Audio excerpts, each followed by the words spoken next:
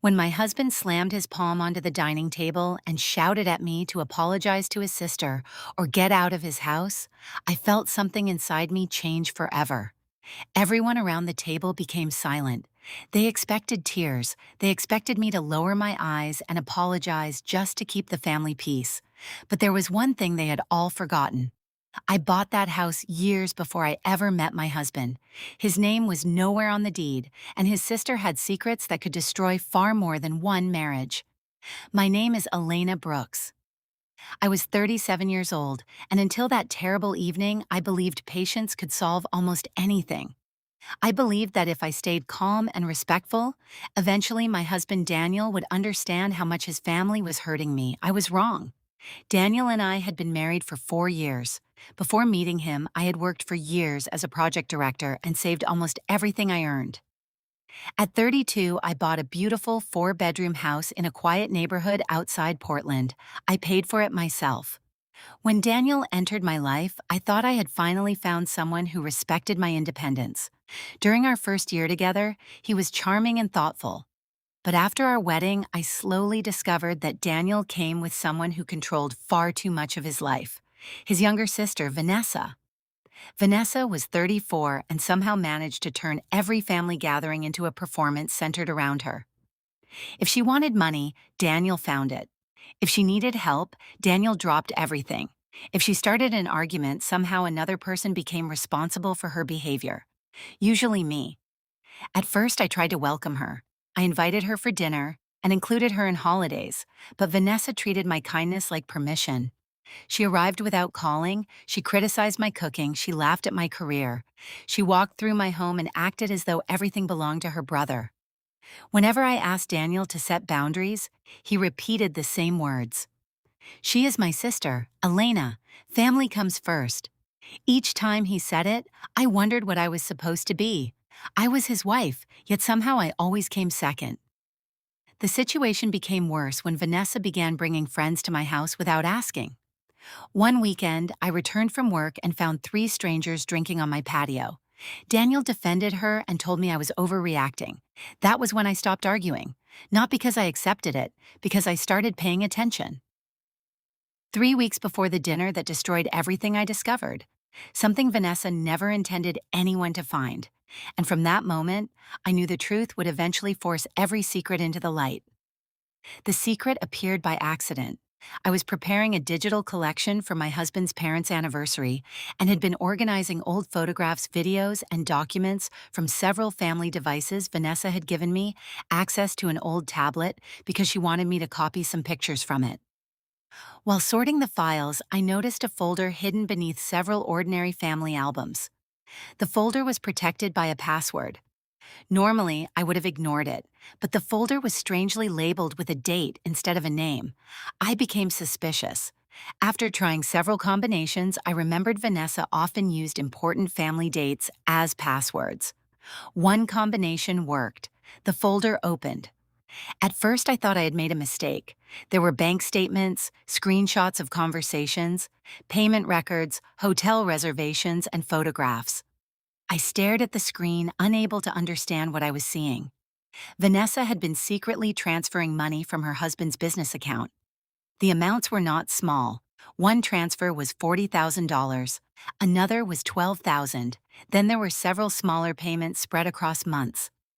The records showed that she had been using the money to support an expensive lifestyle that her husband apparently knew nothing about.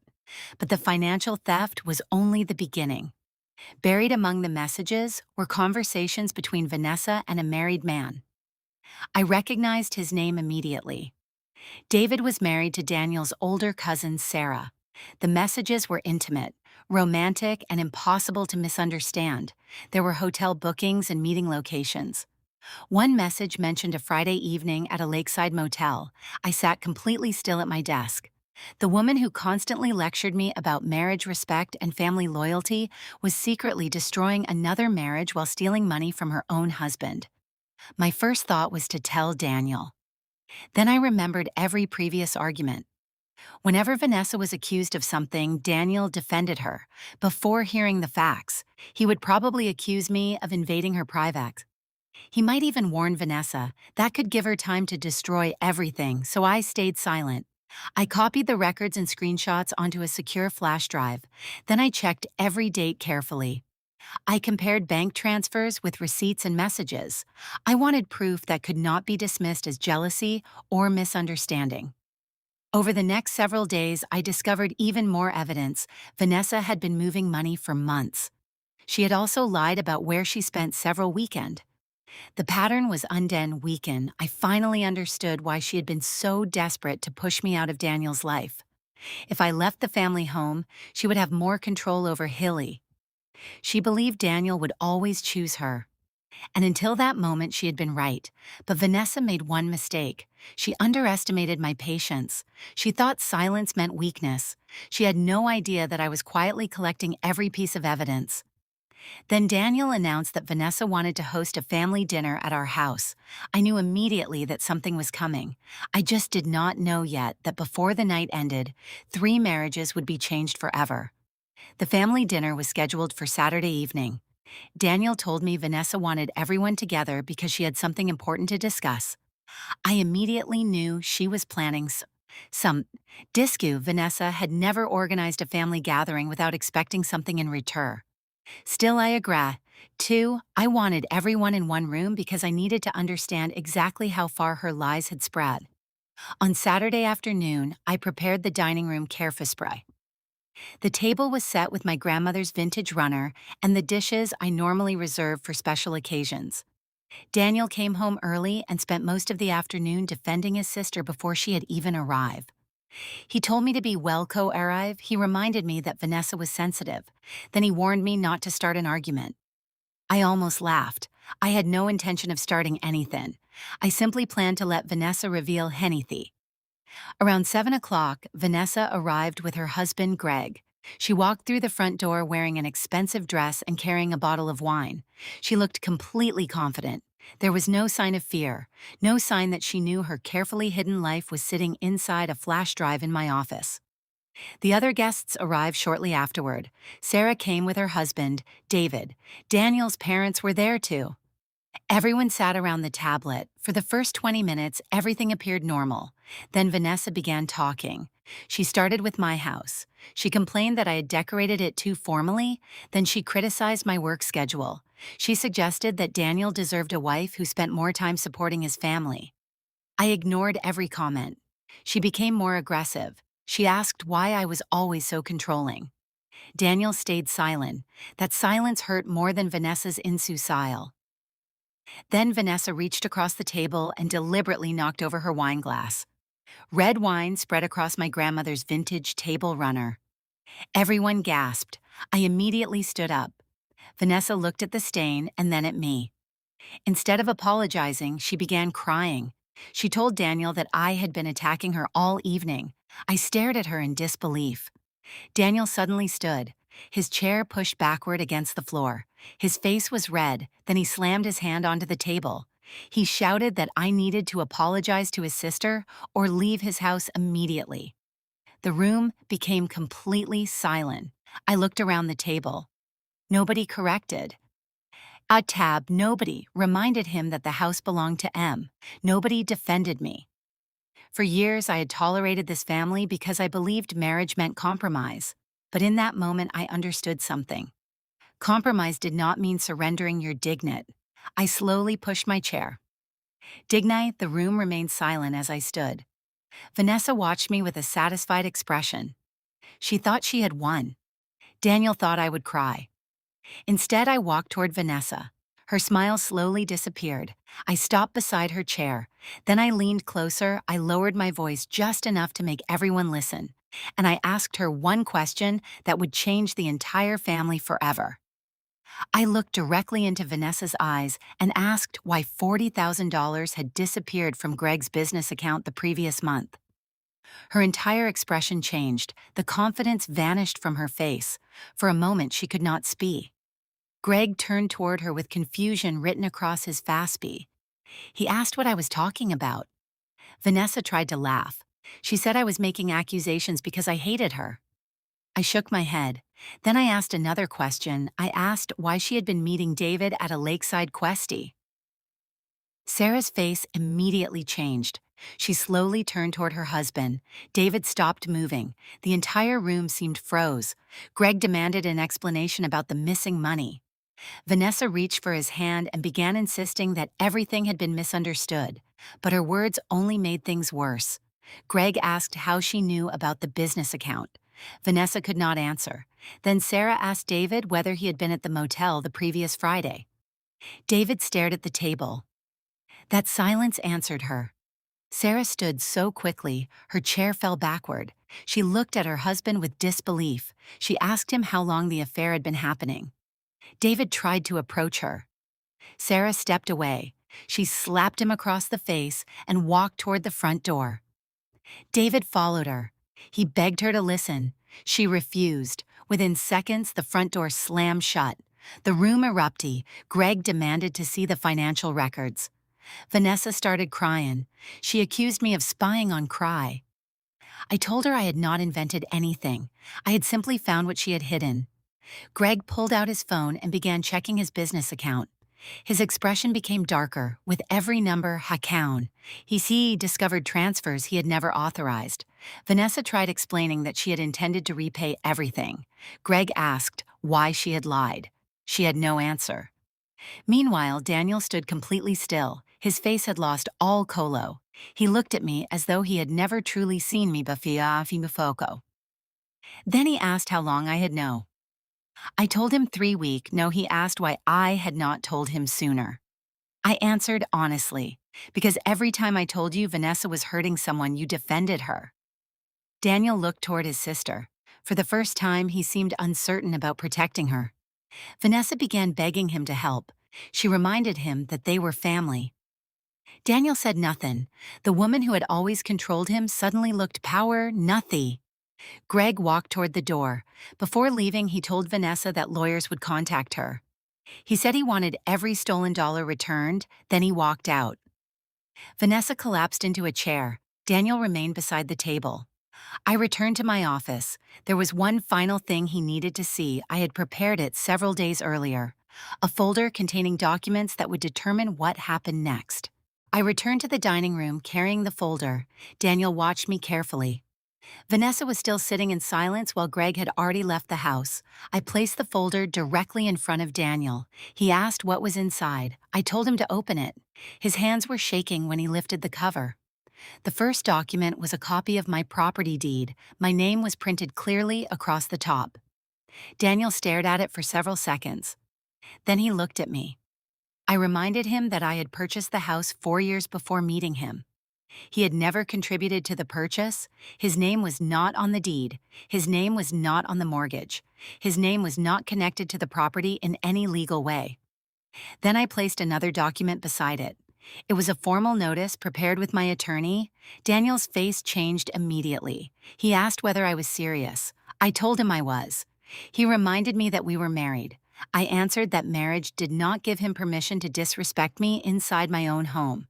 He said he had only been angry. I told him his words had been very clear. He had ordered me to leave my own house. Now I was simply giving him the opportunity to follow his own demand. Vanessa suddenly interrupted. She told Daniel that I was destroying the family. I looked at her. I reminded her that I had not stolen money from anyone. I had not cheated on anyone. I had not lied to anyone. I had simply exposed the truth. Vanessa began crying again. Daniel looked at his sister, then he looked at the evidence spread across the table. For the first time, he seemed to understand how much damage he had caused by protecting her. He asked me whether there was any way to fix our marriage. I told him trust could not be repaired by one conversation. He had spent years choosing Vanessa over me. He had ignored every boundary I tried to establish, and that night he had publicly claimed ownership of something that was legally mine. I told him I was finished. Daniel lowered his head. He asked whether he could stay until he found another place. I agreed to give him 30 days, but I told him he should begin packing immediately. Vanessa stood and walked toward the door. Daniel stopped her. He told her she needed to deal with the consequences of her own choices. She stared at him in disbelief. The brother who had defended her for years was finally refusing to rescue her. She left without another word. The house became strangely quiet.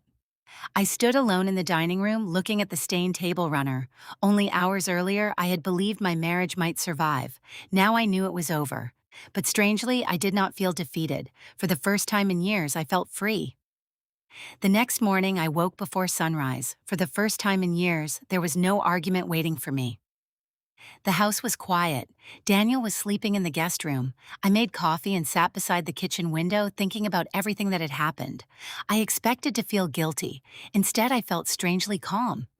By noon, Daniel had packed several boxes. He moved through the house quietly as though he finally understood that this was not his home anymore. Before leaving, he stopped beside me. He asked whether I had really decided to end our marriage. I told him my decision had been made the moment he chose to humiliate me in front of his family. He said he wished he could change that night. I told him wishing was not enough. For years I had asked him for something similar. Respect, he had refused. Now he wanted forgiveness because his choices had finally cost him something. Daniel lowered his head. He told me Vanessa had called him repeatedly. She wanted money, she wanted somewhere to stay, she wanted him to speak with Greg. Daniel refused. That was the first time I heard him say Vanessa needed to face her own consequences. Meanwhile, Greg had already contacted an attorney. The financial records I discovered became part of the investigation. Several transfers were confirmed. Vanessa could no longer claim the money had disappeared accidentally. Her husband also learned that expensive purchases she made were connected to those missing funds. At the same time, Sarah filed for divorce from David. David tried desperately to explain the affair. Sarah refused to. She told him betrayal was not an accident. It was a series of choices. Those words stayed with me because my marriage had ended for the same reason. Daniel had made choices too. He had chosen his sister again and again. He had chosen silence when she insulted me. He had chosen anger when I asked for boundaries. 30 days later, Daniel carried his last box through the front door. He stopped on the porch and looked back. He told me he had lost the best thing in his life because he was too blind to recognize what he had. I accepted his apology, but I did not change my decision. Some apologies arrive after the damage is already permanent. When his car disappeared down the street, I closed the door. For the first time, the house felt completely mine again. I removed the guest room furniture that reminded me of him. I repainted the dining room. I replaced the stained table runner with my grandmother's original matching set. 6 months later, I received an update from Greg's attorney. The financial investigation had moved forward. Vanessa was facing serious legal consequence. Sarah had finalized consequence. David had moved away. Daniel was living in a small apartment across town, and I was finally rebuilding my life. I realized that protecting your peace is not selfiha. Sometimes the hardest decision is the one that finally saves you. I no longer wondered whether I had done the right thing. I knew I had. 6 months after that dinner, I finally understood that the truth had not destroyed my family. Sarah completed her divorce from David. She refused every excuse and chose to rebuild her life without him. Greg also ended his marriage to Vanessa. The investigation uncovered additional transfers that proved the financial betrayal had lasted much longer than anyone expected. Vanessa had spent years creating an image of success while secretly depending on money that did not belong to her. The consequences were painful, but they were hers to face. Daniel changed too.